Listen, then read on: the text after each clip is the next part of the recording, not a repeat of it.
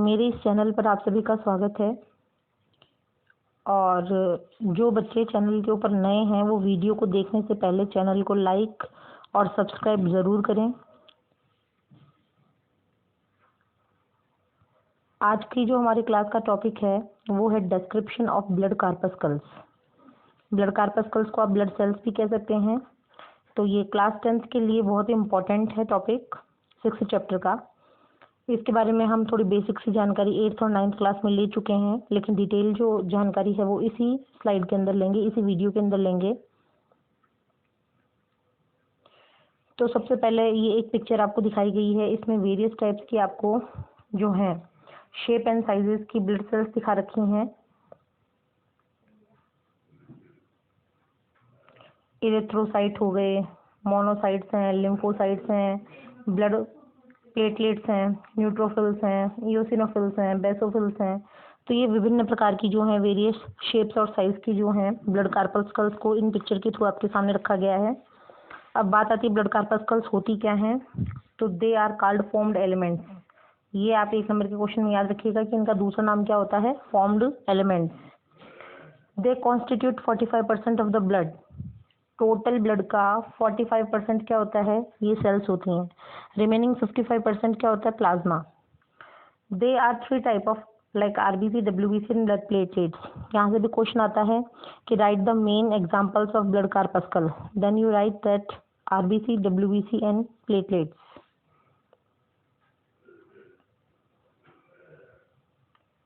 उसके बाद में हम देखते हैं रेड ब्लड कार्पस्कल्स के बारे में इम्पोर्टेंट जो भी कोई पॉइंट्स हैं उनको। पहला तो क्वेश्चन यही बन जाएगा कि what is the other name of the red blood corpuscle. तो erythrocyte is the other name of the red blood corpuscles. They are circular, shape में सर्कुलर होंगी, बाइकॉनकेव होंगी एंड ई न्यूक्लिएटेड स्ट्रक्चर, यानी कि इनमें न्यूक्लियस की जो presence है वो नहीं होगी, इनमें न्यूक्लियस नहीं पाया जाता। लेकिन कंपटीशन का क्वेश्चन है कि ऐसे मैमल 2 हैं, एक तो लामा और एक कैमल, जिनके अंदर ये जो आरबीसीज होती हैं वो न्यूक्लिएटेड होती हैं। They are rich in iron containing reddish pigment called haemoglobin.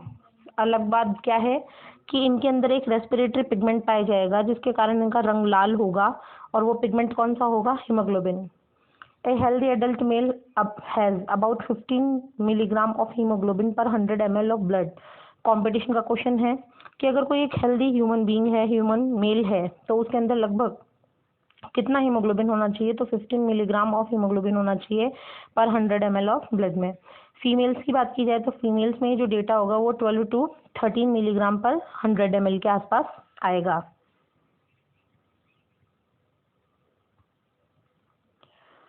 Next उसके बाद में देखते हैं लाइफ स्पान की बात आती है कि जो आरबीसी की लाइफ स्पान है वो कितनी है, 120 डेज है। Older RBCs are destroyed in spleen and liver. जो पुरानी आरबीसी होती हैं जिनकी लाइफ स्पान 120 दिन की कंप्लीट हो चुकी होती है, वो आरबीसी स्प्लीन और लीवर के अंदर डिस्ट्रॉय की जाती हैं। इसीलिए स्प्लीन को ग्रेवयार्ड ऑफ आरबीसी के नाम से जाना जाता है।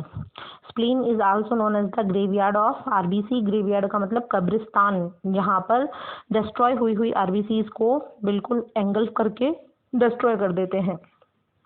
It also stores a large number of fresh RBCs for meeting any emergency. इसी के अंदर फ्रेश आरबीसीज का भी स्टोरेज होता है ताकि किसी न किसी इमरजेंसी सिचुएशन का फेस किया जा सके। इसीलिए Therefore, these are also known as the blood bank of the body. इसीलिए स्प्लीन को बॉडी का ब्लड बैंक भी कहा जाता है। बार बार ये कंपटीशन में रिपीट होता है क्वेश्चन कि which organ known as the blood bank of the body. Then you write that spleen. Second पे आते हैं व्हाइट ब्लड कार्पस्कल्स, जिसका दूसरा नाम ल्यूकोसाइट्स भी हो सकता है, ल्यूकोसाइट्स भी आप बोल सकते हैं इनको। They are colourless.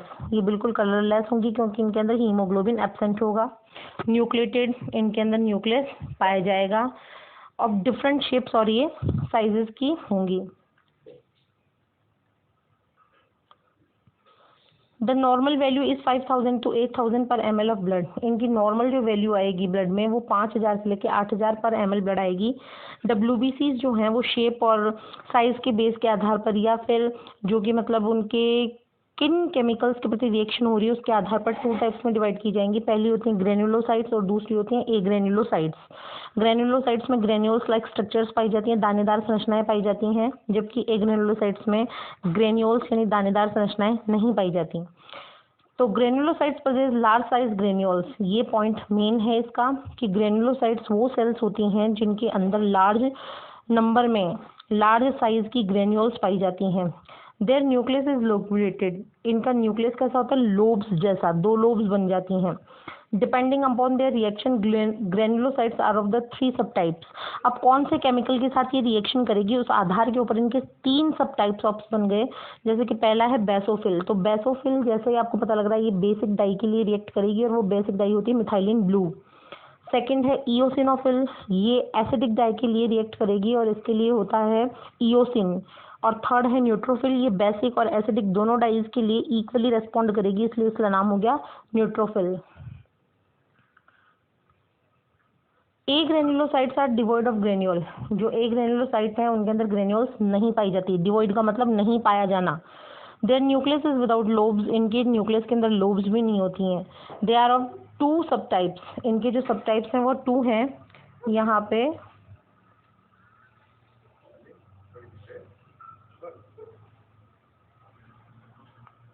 इनके 2 सब टाइप्स हैं, पहला है मोनोसाइट और दूसरा है लिम्फोसाइट। तो ये मोनोसाइट और लिम्फोसाइट्स जो हैं ये एग्रेनुलोसाइट्स के उदाहरण हैं। एग्रेनुलोसाइट्स का मतलब इनके साइटोप्लाज्म में ग्रेन्यूल लाइक स्ट्रक्चर्स एब्सेंट होती हैं। अब हम आगे चलते हैं ब्लड सेल्स के थर्ड टाइप के ऊपर। ब्लड सेल्स का जो थर्ड टाइप है वो है प्लेटलेट्स, जिसको दूसरा नाम हम बोल सकते हैं थ्रोम्बोसाइट्स। तो थ्रोम्बोसाइट्स क्या है, दीज आर कलरलेस, ये कैसी हैं, कलरलेस है, इनके अंदर कोई विशेष प्रकार का कलर नहीं पाया जाता। नॉन न्यूक्लिएटेड, इनके अंदर न्यूक्लियस नहीं होता। Cell fragments of various shapes and sizes, और इनके जो सेल फ्रेगमेंट्स हैं वो वेरियस शेप्स और साइजेस के होते हैं। Blood platelets help in blood clotting, इनका एक ही मेन फंक्शन है और वो है blood clotting.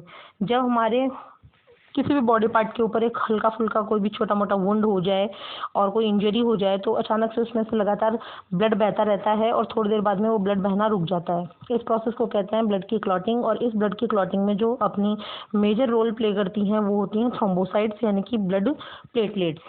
The number of is 0.15 to 0.45 million पर ml ऑफ ब्लड, इनका इस अमाउंट के अंदर नंबर पाया जाता है हमारे ब्लड में। तो ये जो जनरल चीज़ें थी वो हमने देखी ब्लड कार्पस्कल्स के बारे में। आपको वीडियो कैसा लगा, अगर आपको अच्छा लगा हो, इसमें बताई हुई बातें आपको अच्छी लगी हो तो वीडियो को ज़्यादा से ज़्यादा लाइक और शेयर और सब्सक्राइब कीजिए। आगे से आगे इसको शेयर कीजिए वीडियो को। घर पे रहिए, सुरक्षित रहिए। Have a nice day.